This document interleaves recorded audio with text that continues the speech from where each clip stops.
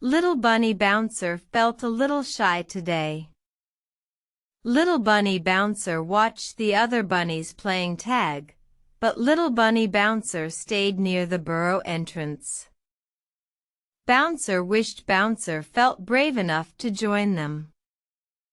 Energetic Cricket Chirp hopped onto a nearby leaf. Chirp saw Bouncer sitting quietly. Chirp asked Bouncer why Bouncer wasn't playing. Bouncer whispered that Bouncer felt a bit shy. Chirp chirped happily. Chirp said Chirp knew something fun they could make. Chirp had a smooth, green piece of paper Chirp had found. Chirp said they could make a paper frog. A paper frog could jump, Chirp explained with a hop. Bouncer felt a little spark of interest. How could paper jump? Chirp showed Bouncer the paper. First, fold the paper in half lengthwise, Chirp instructed with a flick of Chirp's antenna.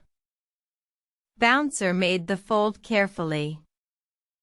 Then, unfold it and fold the top corners in to the center line, Chirp continued.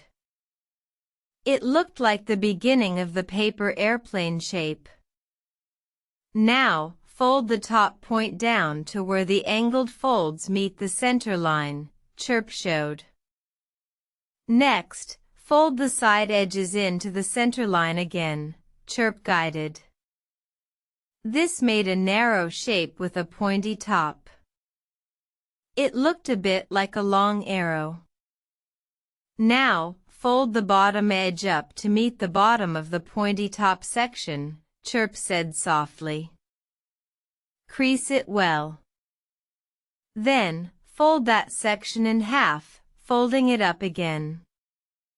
Almost like folding legs. The shape was getting interesting. Now, we need to make the jumping legs, Chirp explained. Fold the sides of the bottom section outwards, creating diagonal folds. These would be the powerful legs.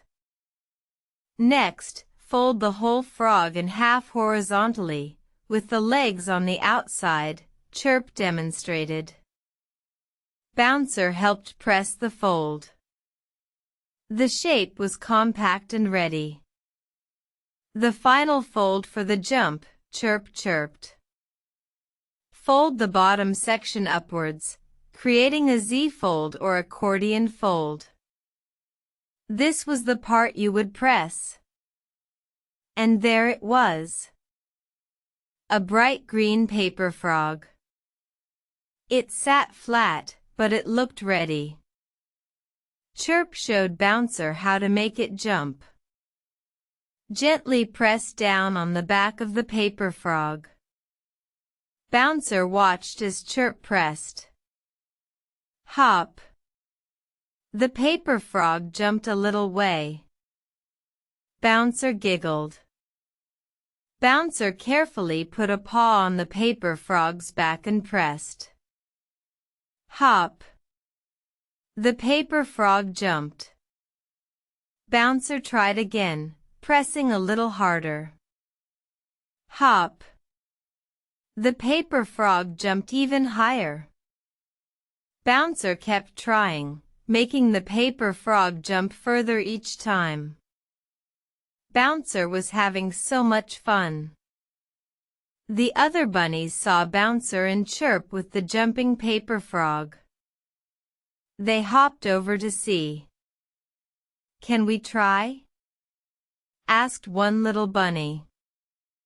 Bouncer, not feeling shy anymore, smiled and showed them how to make the paper frog jump.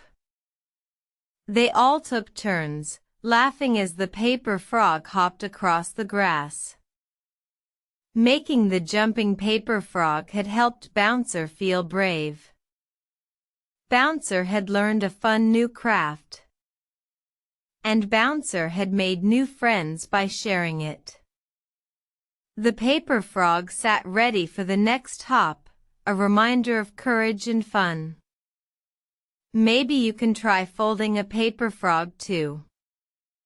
Imagine it leaping high as you fold. Close your eyes now, and perhaps you can dream of happy hops and friendly games.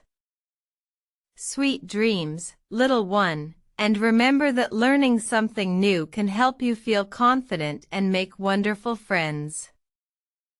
If you liked this story, please give us a like and subscribe for more gentle adventures. Tell us in the comments how far your paper frog can jump.